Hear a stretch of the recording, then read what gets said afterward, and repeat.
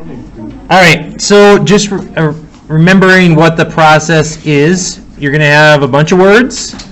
You're going to draw out inequalities. Well, first you have to define what your variables are. In this case, x is the number of mini piñatas, y is the number of regular piñatas.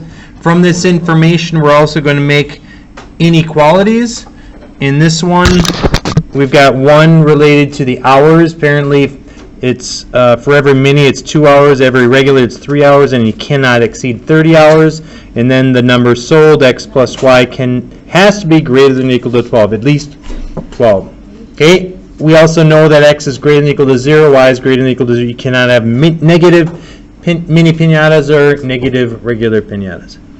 Okay. So we graph those on here. And remember, for inequalities, you shade the true side. So generally, I pick 0, 0. You put 0, 0 in. See if it's true or false. If it's true, you shade the side that 0, 0 is on. If it's false, you shade the other side. So for this one, we've got this region. This region right here, this triangle, is the solution to those inequalities. And so we have 3 vertices that could potentially produce whatever we're trying to do. So what are we trying to do? In this problem, we're trying to maximize profit. So we need a profit equation. This is our profit equation. $12 for every mini, $24 for every regular. We use that equation with our 3 vertices and figure out which produces the most profit. In this case, our maximum profit is $216 if we make 6 minis and 6 regulars. All right, so we're going to try this one. I'm going to give you a little bit of time to see if you can come up with your variables and maybe your inequalities. Pause. All right, I was seeing pretty good things walking around.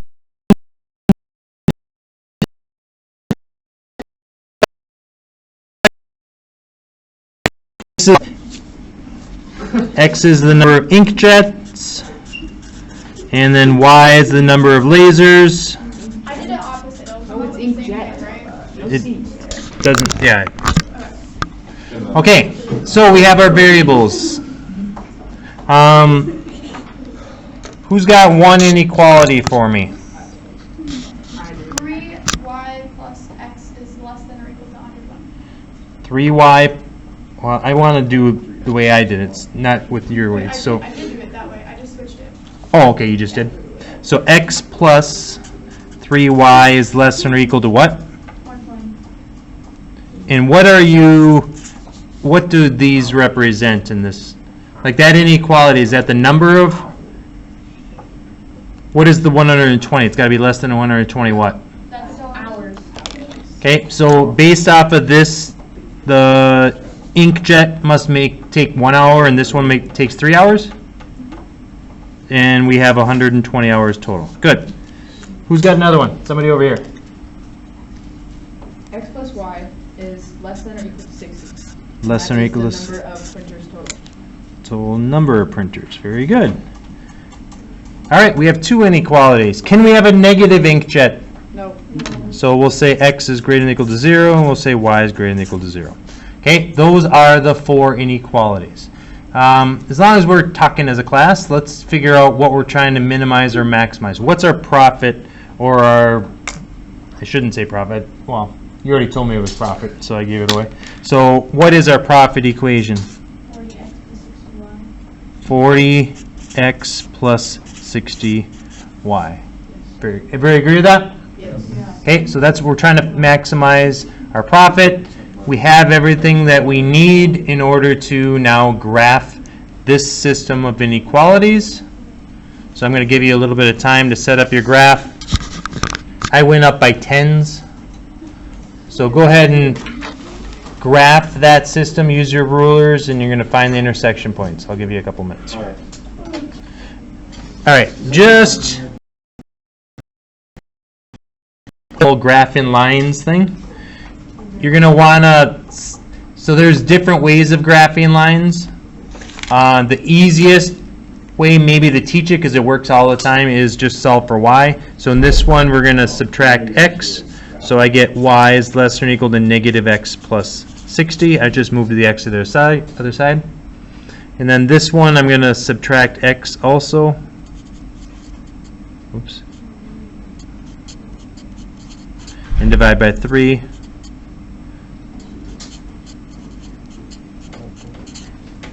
Okay, so I have those two in slope-intercept form, so I know what my y-intercept is. My slope here is negative 1/3. My y-intercept here is 60. My slope is negative 1. Okay, that will always work if you wanted to do it that way. X greater than or equal to 0 and y greater than or equal to 0 just means that we're in this quadrant right here. So go ahead and graph those two lines.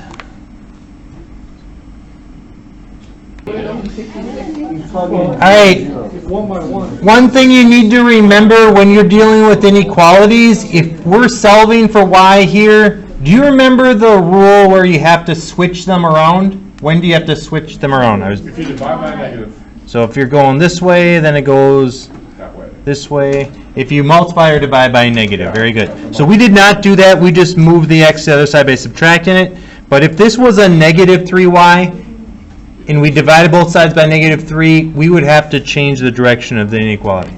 All right, so just look at this first one. Y less than or equal to negative x plus 40. We have a y-intercept of 40. So I'm going to put a dot there. And it has a slope of negative 1/3, so down 1/3. Mr. Winkler, you're off the You're off. frame. There we go. So there, thank you. I would never yell at my students. You didn't know. All right, so let's check 0, 0. Let's see if it works in this inequality. If I plug 0 in for x, 0 in for y. 0, last I checked, is less than or equal to 120. So that's true. So we shade the true side right here. Because 0, 0 is on the true side. Wait. The next one has a y-intercept of 60, slope of negative 1. So we go up to 60,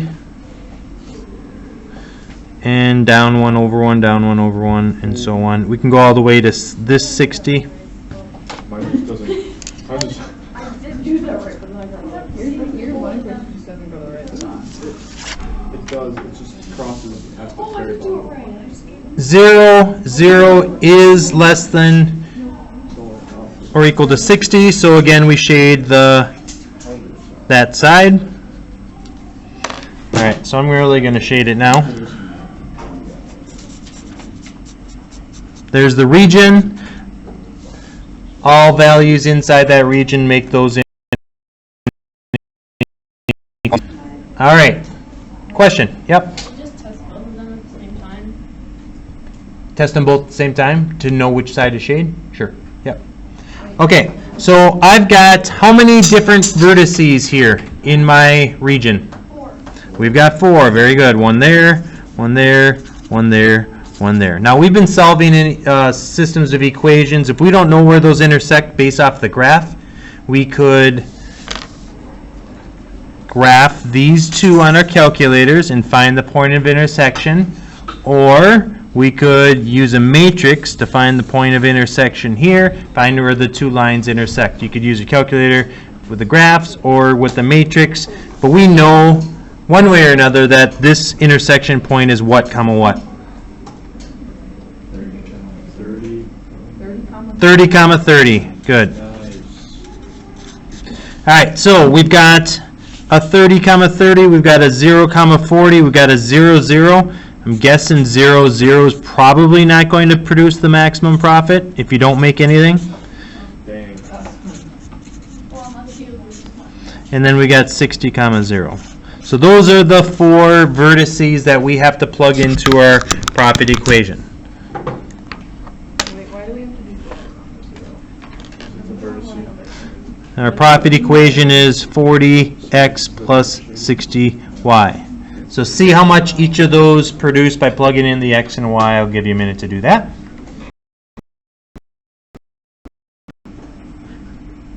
And we're recording. All right, so if I plug in 0 for X, 0 for Y, I get $0. That is not the maximum.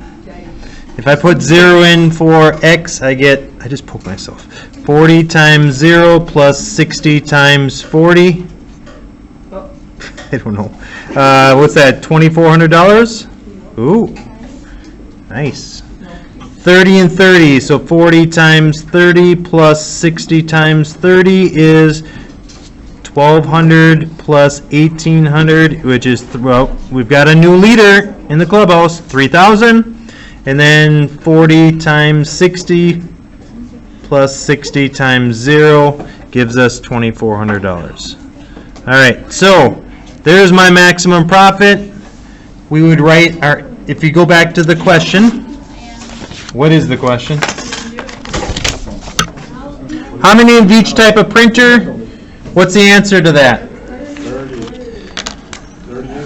30 ink, 30 laser for maximum profit of 3G or K. Why does 1,000 get so many different numbers or names? $3,000. Questions?